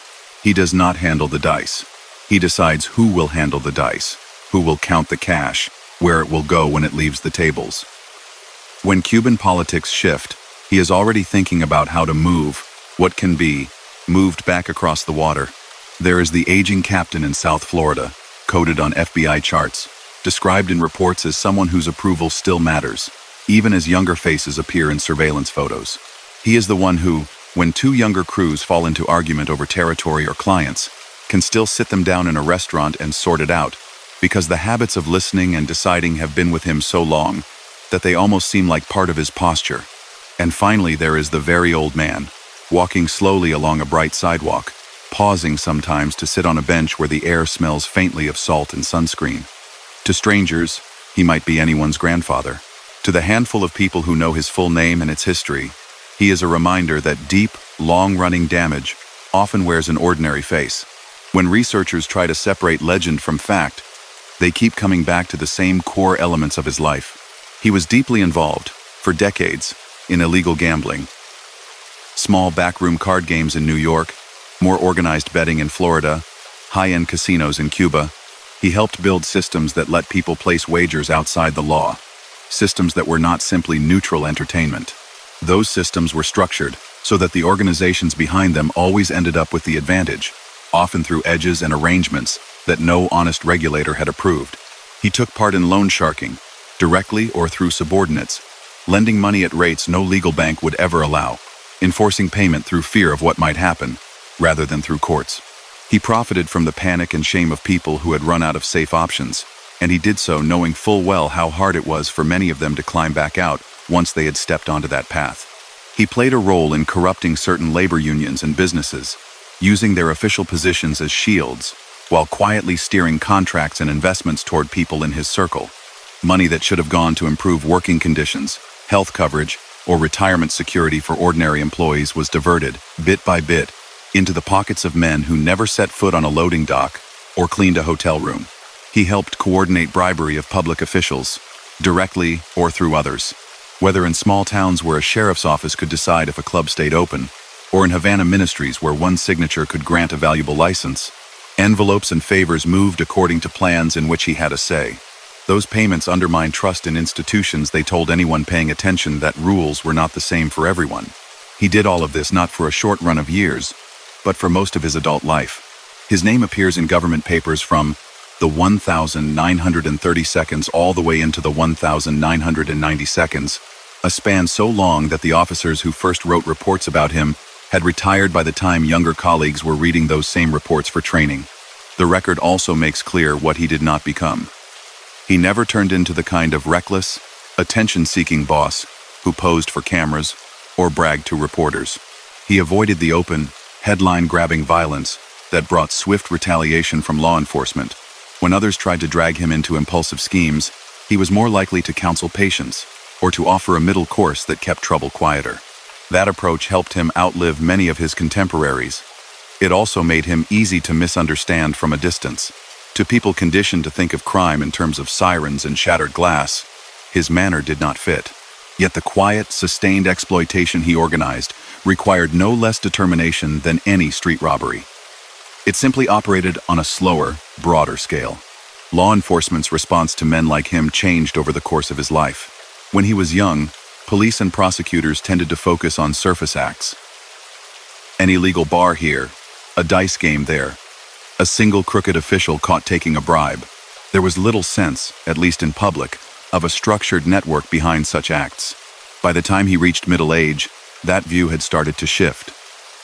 Televised hearings, internal intelligence programs, and joint task forces made it clear that separate cases were often parts of a larger picture. Agents tracking one bookmaking operation in Miami began to notice that the same names appeared in investigations in Newark or Chicago. Records from one union office in Florida echoed patterns seen in entirely different industries in New York. Those patterns forced the creation of new tools. Laws like RICO, witness protection programs, extended use of wiretaps, and undercover agents all were, in part, responses to the kind of organized, long-term wrongdoing in which he played a role. In that sense, his life helped push the legal system itself to evolve. He remained, however, one of the people that system never fully pinned down. He served time, especially on gambling-related charges, but he was never taken apart on the witness stand in the way some more flamboyant figures were. He never became the centerpiece of a single giant trial that laid out every corner of his activities for the public to see. His story continued to be told in fragments. A mention in a senator's speech here, a paragraph in a prosecutor's opening statement there. Because of that, writers who later tried to describe him had to work with incomplete pieces. They relied on what records would show. that he was present at key meetings, that he traveled with certain men, that he was described by multiple agencies as holding a rank within the Genovese family and as a consistent partner to Meyer Lansky in gambling ventures. They filled in the surroundings based on what was known about how such operations functioned. When they speculated, the careful ones said so. There is no evidence that he ever sat down and tried to warn younger people away from the path he had taken. There is also no written confession, no neat quote in which he summed up his life with regret. The absence of those things leaves an empty space that others have attempted to fill with their own thoughts. Some see in his story a caution about small compromises. The boy who ran errands and watched older men cut corners may have told himself at first that he was only doing little things, passing information, carrying messages, sitting in the back while others argued. Over time, those little things became larger ones, until there was no easy place to step aside. What began as a way to escape poverty turned into a chain of obligations that bound him for life. Others focus on how much harm can be caused by people who never raise their voice. They see in his life a warning that danger does not always arrive loudly. It can come in the form of a calm suggestion, a polite request, a tidy contract with a hidden cost. It can sit down at your table, smile, and ask for a simple favor that leads, slowly, into a corner you did not see. Either way, his presence in the historical record serves as a reminder that the underworld is not some separate country far from ordinary life. It is woven through it, appearing in doorstep loans, in backroom bets, in a friend of a friend who offers help with a problem always at a price. Men like him did not operate in empty spaces. They operated in neighborhoods, in small towns, in vacation cities where families came to relax. Imagining his last years, you can see him sitting in a chair by a window, Florida lights slanting across a table where a newspaper lies folded. Headlines talk about new scandals, new crises. People far younger than he ever was when his name first entered a file. Perhaps he looked at those stories with a kind of distance, feeling that the world had changed so much that his own past had faded. Perhaps, when someone mentioned old days in Havana or on Collins Avenue, a half-smile crossed his face before he changed the subject. Outside, cars went past, tourists wandered with cameras, children ran toward the beach. Somewhere, a small group of coworkers argued over a friendly wager on a game, never thinking about the long chain of history behind the idea of betting for excitement. Somewhere else, an older union member sorted through pension papers he did not fully understand, hoping that the money promised would really be there when he needed it. Those lives, those choices, those hopes existed in the same cities that had once held the clubs and offices he helped control. His body was gone, but the structures he had worked inside, illegal gambling networks, pressure on unions, secret partnerships between criminals and nominally legitimate businesses, had left marks that took far longer to fade. When you step back and see his whole path laid out from tenement child to old man in the sun, the shape of it is simple. At every major decision point, he chose influence built on rule-breaking over the slower, less certain paths of lawful work. He learned early that such choices could bring quick gains. He also learned that, if he was careful, he could avoid the harshest punishments that awaited more reckless peers. What he could not avoid was the accumulation of what those choices did to others. That part of the bill never came directly to his door, but it existed all the same, spread out across strangers' lives. In that sense, the last image of him sitting on a bench, pale eyes following the movements of a world that has mostly forgotten his name, carries a quiet weight. Around him, a city hums, full of people making their own decisions about which lines to cross and which to respect. Some of them will never hear of Vincent "Jimmy Blue Eyes" Alo. Some might catch his nickname once, in a late-night documentary or a passing line in a book. Most will walk the same streets without thinking of what took place there long before. But the story of his life remains, tucked away in files and in the memories of places he helped shape, as one long, intricate example of how a single person's steady participation in wrongdoing can reach far beyond their own years. It is a story of quiet rooms and careful words, of patient schemes and hidden harm, stretching from early 20th century New York to the dawn of a new century in Florida. And as the light fades at the end of that story, the old man on the bench rises slowly, turns toward home, and leaves the shoreline to the children racing along the water's edge, their footsteps erasing, for a moment, the traces of all that came before. And with that, we come to the end of tonight's story from the Silent Empires. Vincent Alo here, thanking you for joining me through the loyalty, the strategy, and the quiet influence that shaped my journey through the underworld. If this story helped you unwind or drift into sleep, don't forget to like the video, subscribe, and stay with us for more tales of gangsters and forgotten empires. Until next time, may the peace of the night rest softly over you, and may the echoes of history guide you gently into sleep. Good night.